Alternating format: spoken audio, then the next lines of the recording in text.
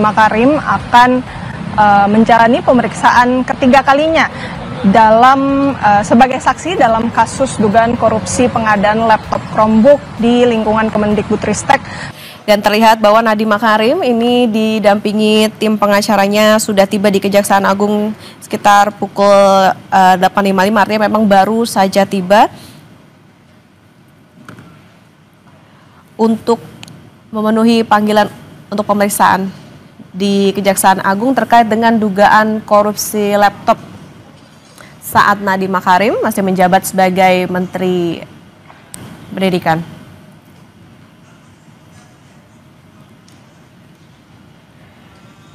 Hari ini, saudara, adalah pemeriksaan yang ketiga begitu untuk dari Kejaksaan Agung kepada Nadiem Makarim, dan dijadwalkan memang Nadiem Makarim ini diperiksa pada pukul 9 waktu Indonesia Barat. Nadiem diperiksa atas kapasitasnya sebagai saksi saat ini ya, dalam kasus dugaan korupsi pengadaan laptop berbasis Chromebook.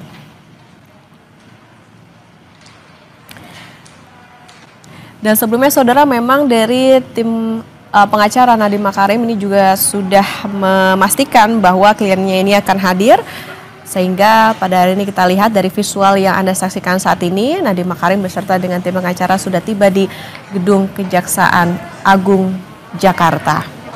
Iya, Okta, kalau dari informasi yang kami terima memang pada pukul 9 ini Nadiem Makarim akan menjalani pemeriksaan ketiga kalinya sebagai saksi dalam kasus dugaan korupsi pengadaan laptop Chromebook di lingkungan Kemendikbudristek pada periode 2020 sampai 2022. Sebenarnya Kejaksaan Agung belum memberikan statement resmi mengenai apa-apa saja yang akan digali pada pemeriksaan ketiga ini, namun kalau kita mengutip beberapa pernyataan dari Kejagung sebelum-sebelumnya, memang apa yang diperiksa terhadap Nadiem ini berkaitan dengan fungsi pengawasannya pada saat ia menjabat sebagai Mendikbudristek saat pelaksanaan pengadaan laptop Chromebook ini. Kalau yang kita lihat sebelumnya, Nadiem sudah pernah diperiksa 2 kali, sebelumnya pertama kali pada tanggal 23 Juni dan yang kedua kalinya ini pada tanggal 15 Juli. Dan kalau kita lihat perkembangan kasusnya sampai saat ini, Kejagung sudah menetapkan 4 tersangka. Yang pertama adalah mantan staf khusus Nadiem Makarim, Juristan, kemudian yang kedua mantan konsultan Kemendikbudristek, ada Ibrahim Arif. Yang ketiga, Direktur Sekolah Dasar Kemendikbudristek periode 2020-2021 Sri Wahyuningsi. Yang keempat, Direktur Sekolah Menengah Pertama Kemendikbudristek 2020-2021 Mulyasyah.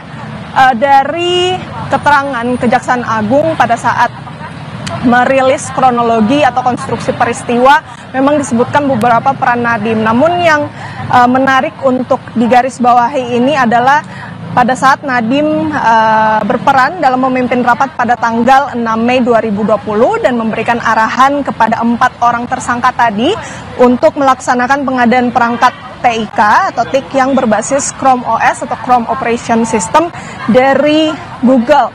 Dan pengadaan laptop berbasis Chrome ini kemudian dipermasalahkan oleh Kejagung karena sebelumnya tim teknis pengadaan Kemendikbudristek pernah melakukan kajian yang hasilnya menonjolkan perangkat dengan sistem operasi Windows, dan Chromebook ini dianggap tidak efektif sebagai salah satu infrastruktur yang akan digunakan di Indonesia karena laptop Chromebook ini disebarkan di daerah termasuk wilayah 3T atau yang tertinggal, terdepan, dan juga terluar. Oleh karena itu, Kejagung masih ingin terus mendalami meskipun sudah menetapkan 4 tersangka, namun masih ada saksi-saksi yang terus diperiksa khususnya untuk Nadiem Makarim ini. Jadi kita tunggu bagaimana hasil pemeriksaan pada hari ini.